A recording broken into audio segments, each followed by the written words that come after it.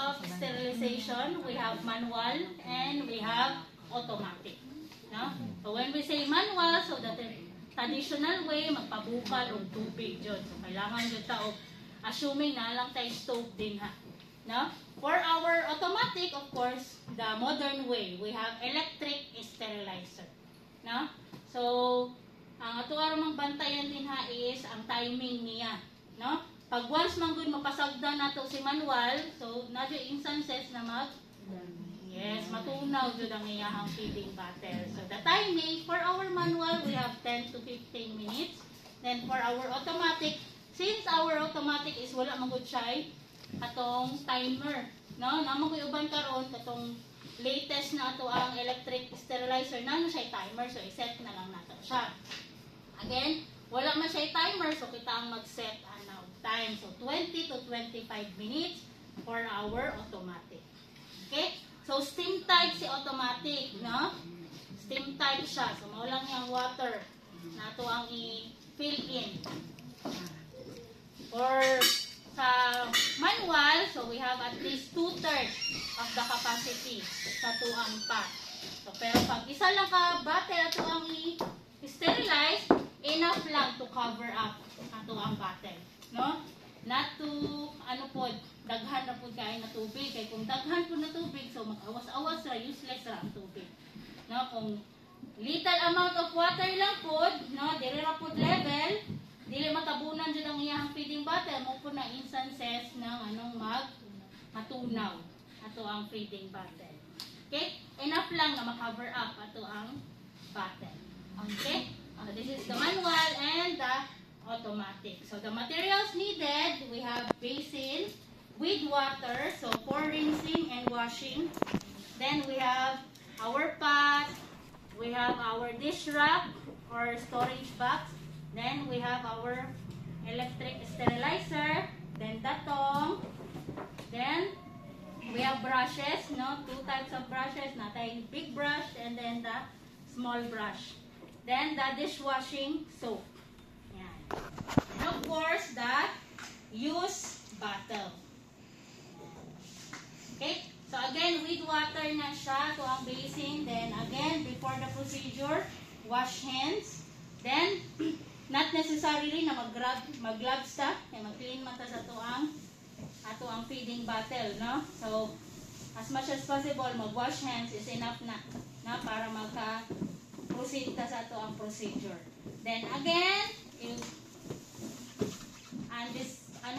i-remove ang mga parts, small parts, na make sure ma-remove nato ang iyang nipple holder.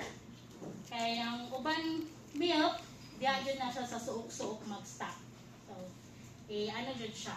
Disassemble jud tanan. Remove, cover, then the nipple. So, assuming nanay water to ang basin, so we will pour some dishwashing, then dissolve it. No? So, dili siya ibutang directly ang dishwashing sa iyahang feeding bottle. Ang instances man good, kung giput na to siya directly, so naay mabili na bula, na ako'y mabili na amoy sa to ang dishwashing. No? So, i-dissolve na to na siya sa water. Dissolve. Then, soak the feeding bottle. So, after soaking, so pwede na ta mag-start sa tuang cleaning. No? So, big brush for the bottle. So, sa bottle, paying particular sa edges, kaya ang remaining residue or remaining milk nato, din na siya magpundo. No? So, brush inner part of the feeding bottle. Then, sa outer part naman, dili sa iyahang mouth part. No? Yeah. Brush. And ako yuban, ang milk, diha po siya magsuksok. Then, after the mouth, aning iyahang body, then the bottom. Then, rinse. Then, again, inner part, paying particular sa edges, no, for the remaining residue sa milk. Then, mouth part, body, then the bottom. Then, for the small part, small brush po. Like nipples, inner part, then outer part. Yan. Then rinse. Again, nipple, inner, outer. Then the nipple holder or nipple ring.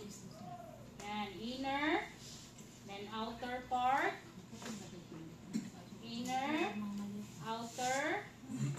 Then the cover, same, inner, outer, then inner, outer. So once done washing, so rinse. Rinse. Assuming we rinse it thoroughly.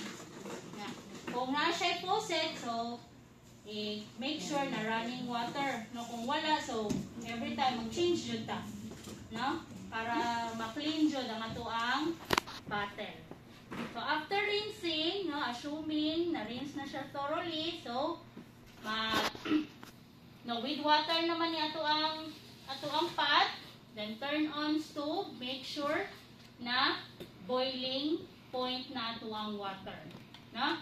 Pag once nag-boiled na ang water, okay, boiling na ang water, so that's the time we will put the feeding bottle inside.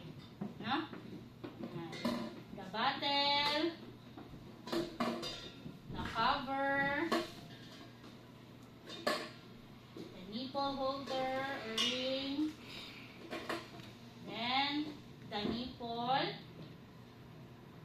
then cover, then lower down the heat.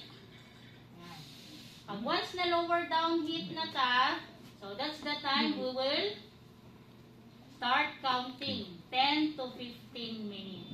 No? So, depende, 10 minutes, 15 minutes, maximum na ang 15 minutes. Okay? So, okay, 11 minutes lang po, ma'am. Okay ra po, basta within that range. No? Dili ta mo baba, dili po ta mo sobra. Okay? So, once done, 10 minutes done, so turn it off, then discard water, then transfer it to the dish rack or storage box. Using again tong, no? For our safety and to prevent contamination sa tuang na sterilized na bottle. Yan. Upside down to keep it dry.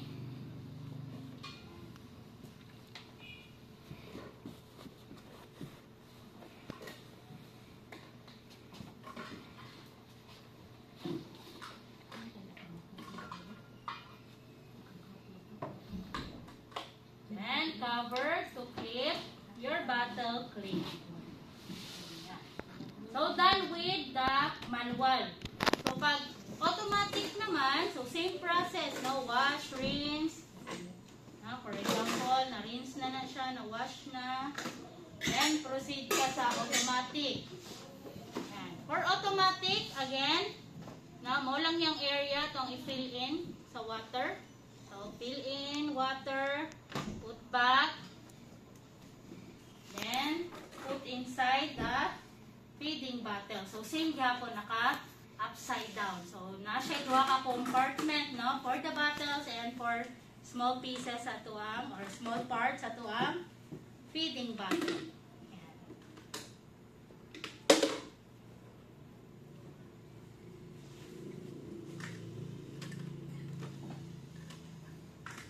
So, again, steam type siya, no? Steam. In ang all, so cover, plug in, then turn on, no? Then wait until 20 to 25 minutes. So again, that's the duration, no? So after 20 minutes, so if doon ang kuryente, then transfer, same lang yapon, transfer, always transfer the bottle, dili sa to ang dish rack.